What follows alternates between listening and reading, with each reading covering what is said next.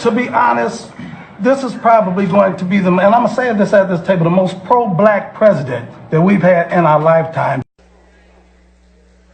So had that asked me, I would have said, before you praise this president for being pro-black, before you praise this president for caring about ethnic communities and marginalized populations, do your homework. Well, some of y'all didn't do your homework. They didn't do their homework. So let me tell you just a little bit of research, not just him personally, but also some of his policies. Perhaps before they went and sat at this table, they should have done their homework. Because if they had done their homework, they would have known that President Trump has ramped up mass incarceration by instructing Attorney General Jeff Sessions to revitalize the war on drugs. They would have known that of the 87 picks for federal judges, 85 have been white and just one has been black and one has been Hispanic. They would have known that President Trump supported the Department of Justice engaging in unlawful voter purges, making it difficult for blacks to go and vote. They would have known that Trump is ending protection for predatory lenders, which disproportionately harm black people. They would have known that he is ignoring the affordable housing crisis by ordering HUD to triple the rents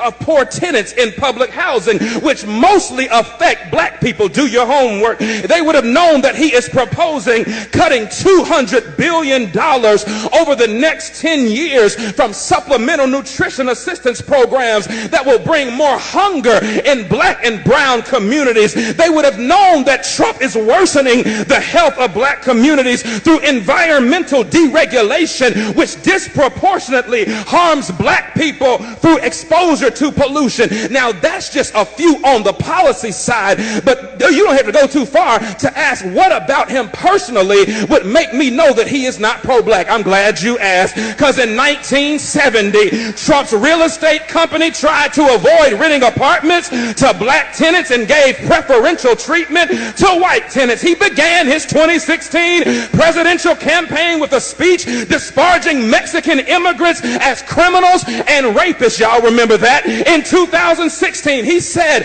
of people of color, you are living in poverty, your schools are no good, you have no jobs. Hold on, I'm a product of a HBCU and I'm a product of black school systems and black teachers. Don't you ever tell me that my black schools are... Hold on, I ain't done. He says you have no jobs, so what do you have to lose from electing me? In 2017, Trump said 15,000 recent immigrants from Haiti all have AIDS, and 40,000 Nigerians once seeing the United States would want to go back to their huts in Africa. He spent years suggesting that the nation's first black president was not a citizen of these United States. He called Puerto Ricans who's criticized his administration's response to Hurricane Maria. He called them politically motivated ingrates. Hold on, but he called those who marched beside white supremacists in Charlottesville, Virginia, he called them very fine people. He hired Steve Bannon, a white nationalist, as his chief strategist. He called Haiti and other African nations S-hole countries, and he's taking credit for an economy that has not been built on his administration, but was built on the backs of 8 years of hard work under the Obama administration. Negroes, please, don't you come up in here talking about this is the most pro-black president that you have ever seen when the record suggests that he cares nothing about people of color.